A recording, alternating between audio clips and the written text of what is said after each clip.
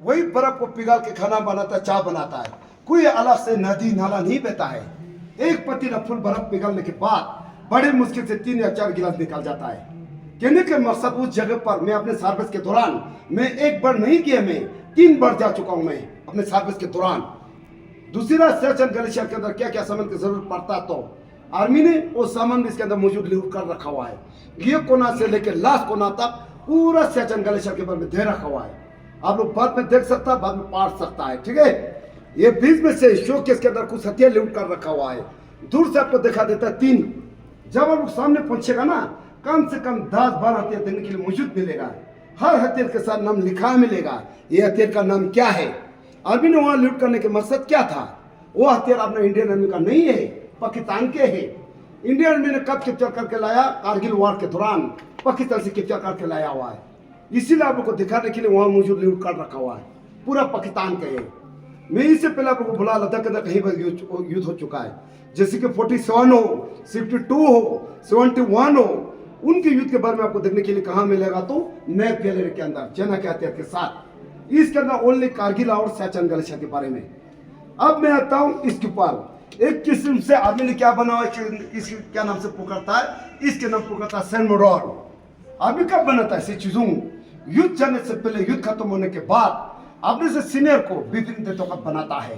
जैसे कि मैं आज आप लोग को दे रहा हूं, आप लोग को ध्यान से सुनना भी देखना भी है।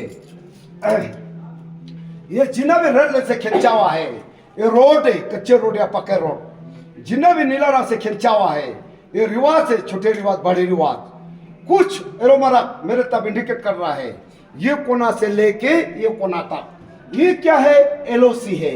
एलओसी का मतलब क्या होता है, ये आवाज सभी के पास होना चाहिए। क्या होता है, कंट्रोल। मैं आप लोग से पहले भी रुक किया था, जब तक जो आपके जोश आवाज, जब तक मेरे को कारगिल और समाप्त नहीं होता तब तक चाहिए मेरे को। क्या होता है, रेड कंट्रोल से पीछे लाल रंग से लिखा हुआ है गुस्तारे, गुन, मथियल, बीजोत, मोरोल लिखा हुआ है। ये क्या लिखा हुआ है, पीओके का मतलब पाकिस्तान ऑक्युपाइड कश्मीर। पाकिस्तान क्या नाम से पुकारता है, आजाद कश्मीर नाम से पुकारता है। क्या नाम से, आजाद कश्मीर। 19 लड़ाई से पहले कुछ गांव वहां मौजूद थे।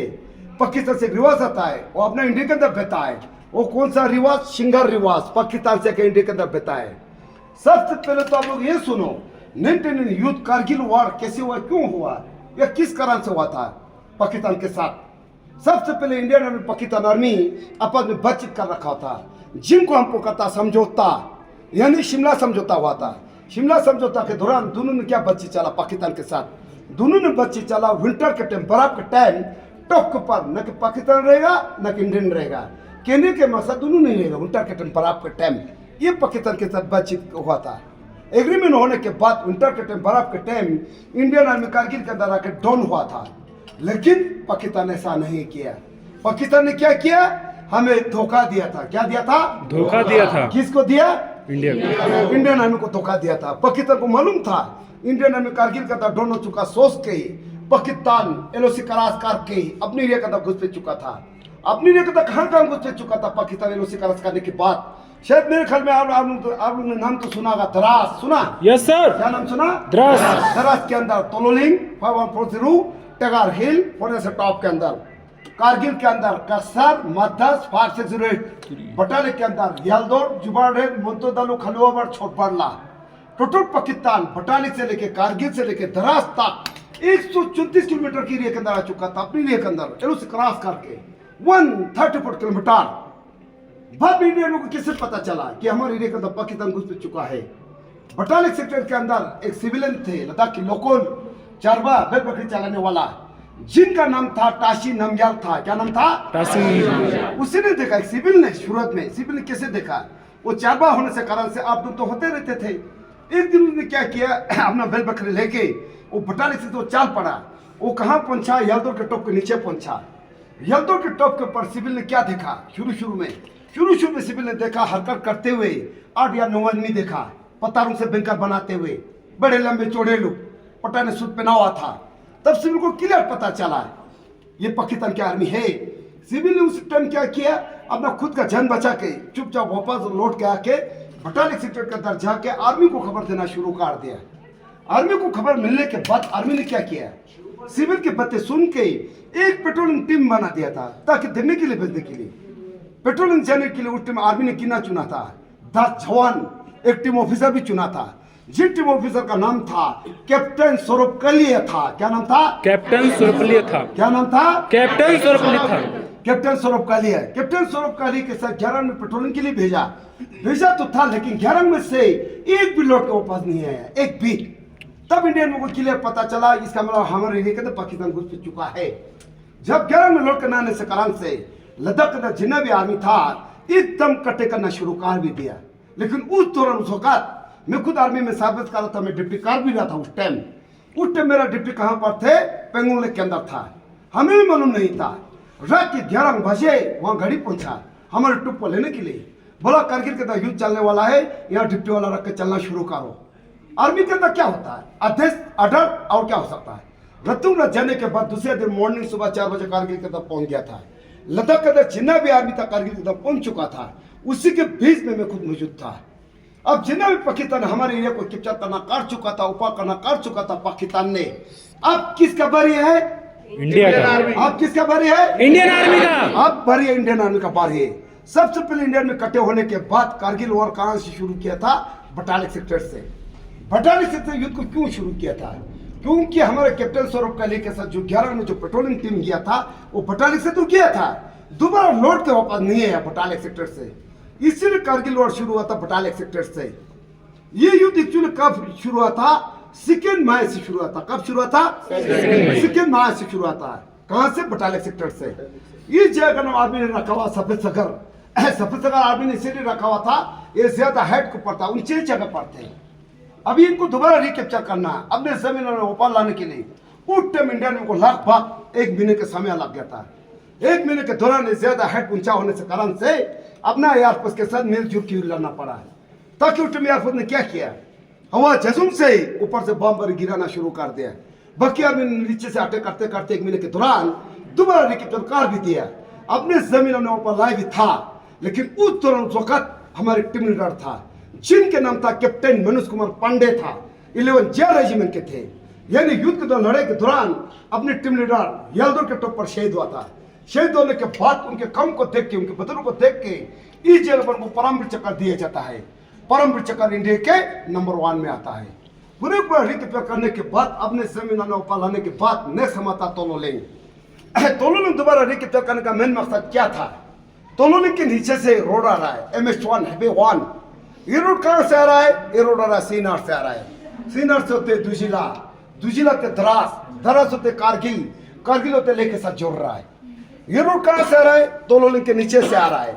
यानी पाकिस्तान की निगरानी में थे रोड के ऊपर। अगर हमने तोलोलिंग दोबारा रिकैप्चर नहीं करने से आशीष पर कौन होगा? आप लोग बताओ कौन होगा? पाकिस्तान। आवाज नहीं आ रहा है? पाकिस्तान। कौन होगा? पाकिस्तान। क्या हमें सोना देगा? नहीं सोना देगा? नहीं सर, कभी नहीं। अगर हम तोलोलिंग दोबारा रिकैप्चर नहीं करने से युद्ध के लड़ाई के दौरान उस टाइम पाकिस्तान क्या करना था? ये रूट को कटअप करने के चक्कर में था। अगर कटअप कर भी दिया उस टाइम दिक्कत किसको पड़ना था?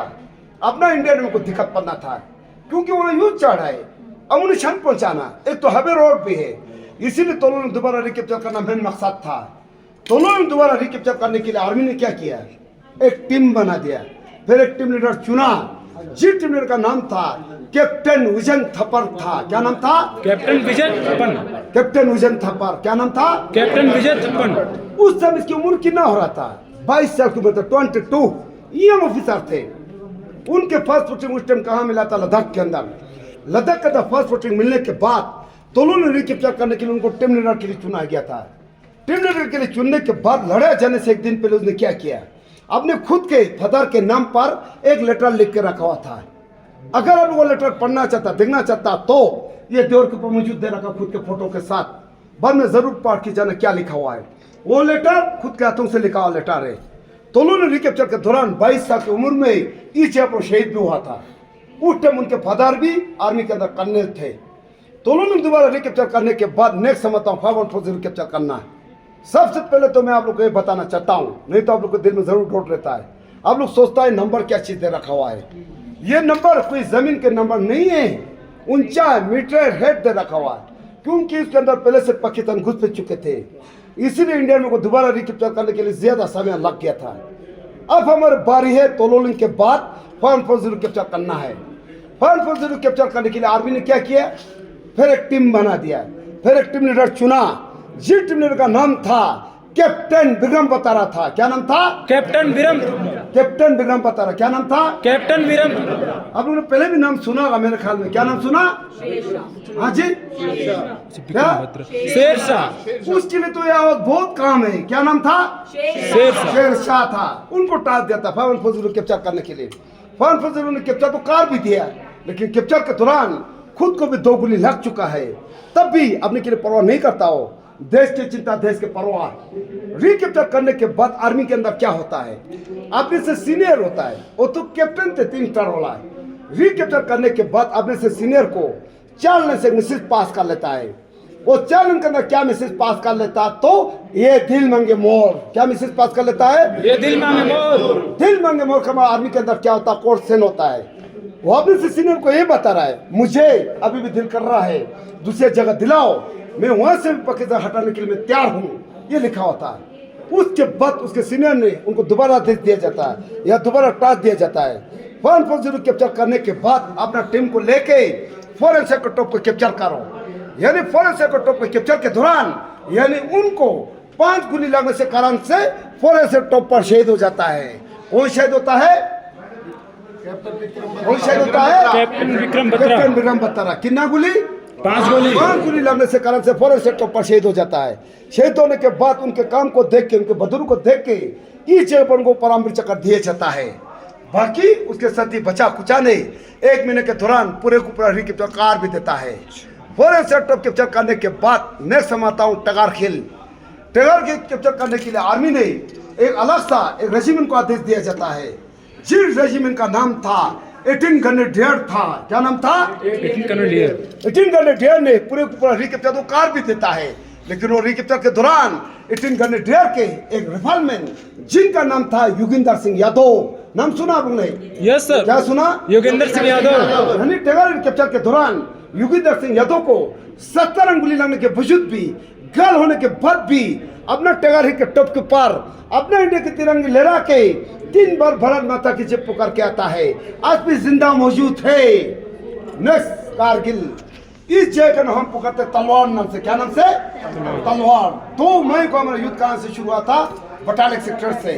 26 जुलाई को कारगिल के अंदर आकर युद्ध को समाप्त हुआ था। ये लड़ाई 2 मई से चलते रहा 26 जुलाई तक। कहने के मकसद एक दिन एक रात भी रुका नहीं हुआ, लगातार लगभग कारगिल वॉर कितना महीना का हो रहा था? 3 महीने के। 3 महीने के दौरान जितना भी पाकिस्तान बटालिक से लेके कारगिल से लेके धरास तक अपनी जगह तक पाकिस्तान घुस पे चुके थे।